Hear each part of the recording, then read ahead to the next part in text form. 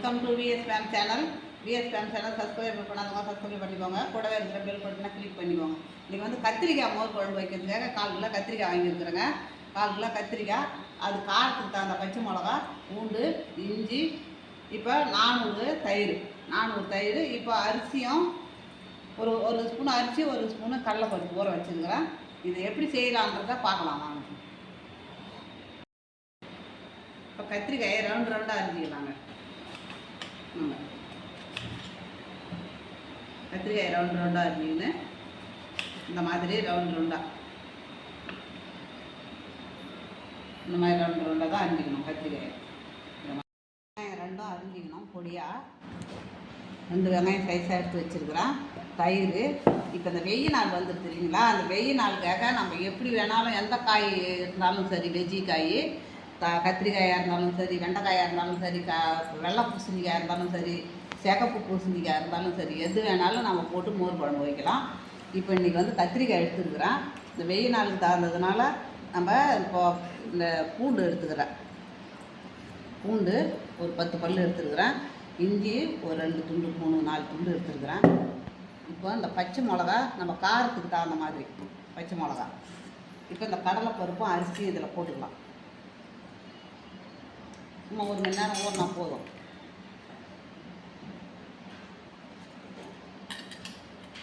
இதில் போட்டு கொஞ்சம் தண்ணி விட்டு நம்ம அரைச்சிக்க வேண்டியது தான். அதுக்குள்ளே வெங்காயத்தை அரைச்சி இந்த அரிசின்னு வந்து வெங்காயத்தை அரிஞ்சு இப்போ நம்ம எப்படி செய்யறதுன்றதை பார்க்கலாம். வச்சுட்டேங்க. கடாயை வச்சு இந்த மாதிரி தான் இருக்கணும். ஆனால் மண் சட்டியில் வச்சாலும் நல்லா இருக்கும். மண் சட்டி இல்லை, அதனால் இதில் வச்சாச்சு.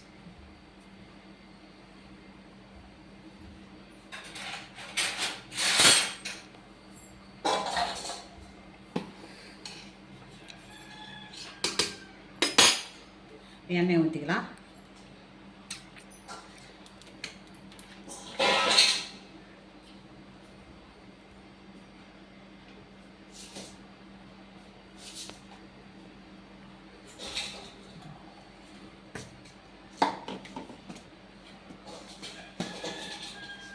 கடுகு,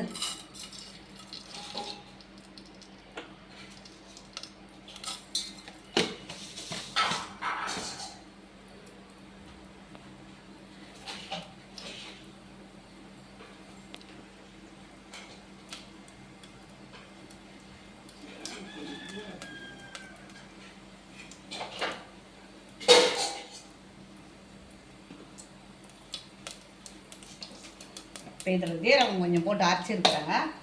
இந்த மசாலாவில் இதில் ஜீரகம் போட்டு அரைச்சிருக்கிறேன். அதே மாதிரி நீங்களும் போட்டு அரைச்சிக்கோங்க. இப்போ ஜீரகம்,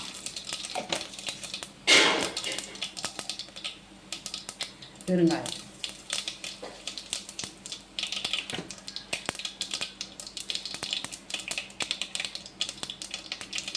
இப்போ கறிவேப்பிலை, வெங்காயம் போட்டுக்கலாம். சின்ன வெங்காயம் இருந்தால் அதை விட நல்லா பெஸ்ட்டு.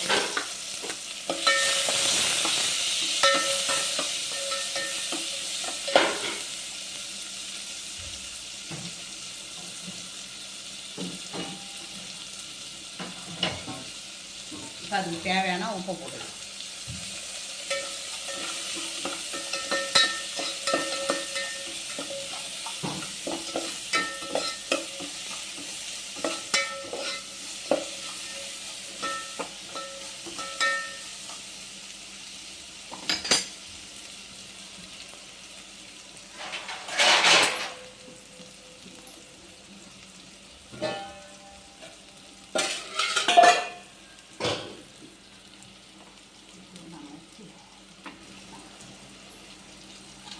வெங்காயம் கொஞ்சம் வதங்கட்டும்.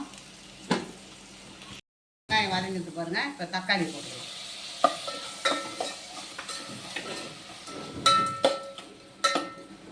தக்காளி போட்டு மஞ்சத்தூள் போடுவோம்.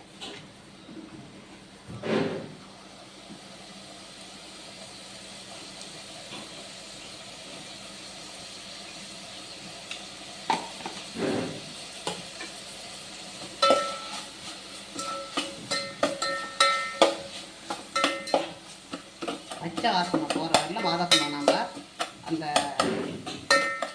இஞ்சி, பச்சை மிளகா, ஜீரகம், அரிசி, கடலைப்பருப்பு இதெல்லாம் பச்சை வாசனை போகிற அளவுக்கு வதக்கணும்.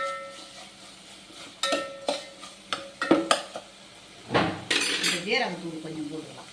ஜீரகம் போட்டு ஆட்டி தான் இருக்கிறேன், இருந்தாலும் கொஞ்சமாக ஜீரகத்தூள்.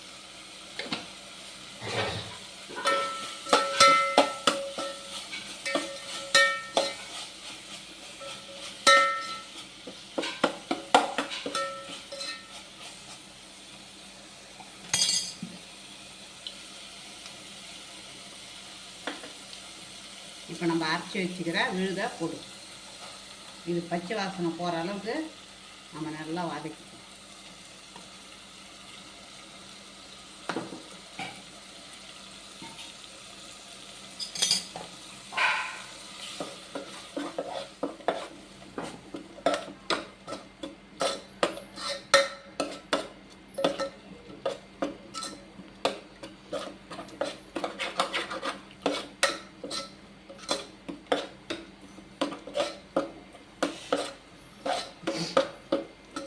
உட்காரும் சுருளாத நம்ம பார்க்கணும்.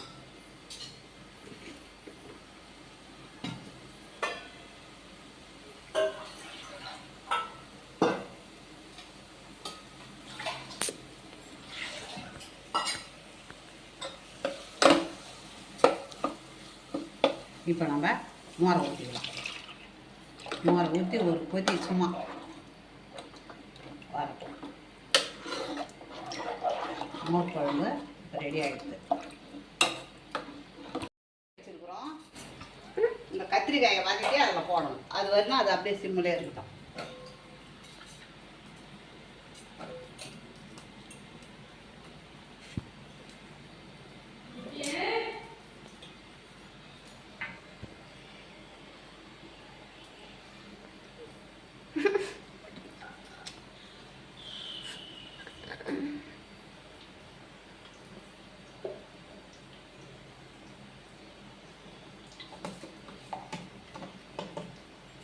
இப்போ நம்ம கத்திரிக்காயை போட்டுக்கலாம்.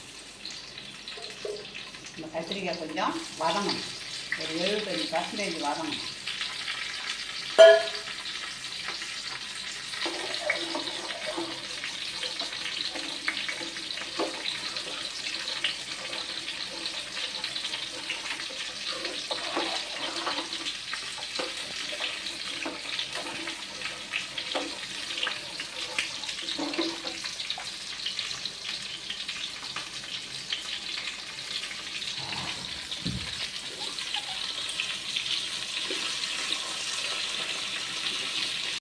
நல்லா 90% நல்லா வெந்துட்டு பாருங்க. இதை நம்ம இதில் போட்டுக்கலாம். சும்மா அப்படி கொதி வந்த உடனே நம்ம இறக்கினே தாளிச்சிக்கலாம் மேலே. அவ்வளோதாங்க. இப்போ கத்திரிக்காய் மோர் குழம்பு ரெடி. கொதிக்கிட்டோம் பாருங்க. நம்ம இறக்கலாம். இப்போ தாளிக்கிறதுக்கு இப்போ கரண்டி வச்சுக்கலாம். இப்போ மேலே தாளிச்சிடணும்.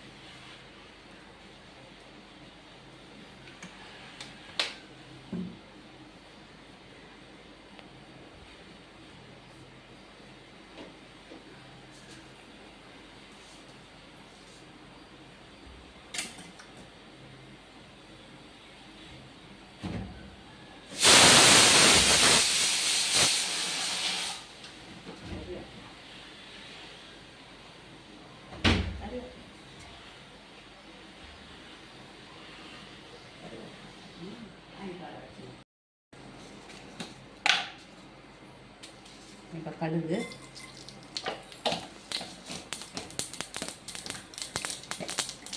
ஜீரகம், இப்போ வரமிளகாய்.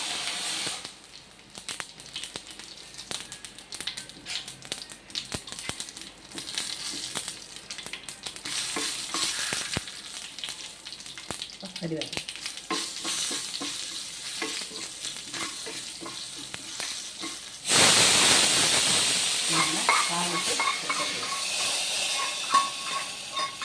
மோர் குழம்பு ரெடி. இப்போ இந்த மோர் குழம்பு உங்களுக்கு பிடிச்சிருந்ததுன்னா எனக்கு லைக் பண்ணுங்கள், கமெண்ட் பண்ணுங்கள். கமெண்டில் சொல்லுங்கள். இன்னும் இது ஏதாவது நான் தப்பாக பண்ணியிருந்தேன்னா கமெண்டில் சொல்லுங்கள். சப்ஸ்கிரைப் பண்ணுங்கள்.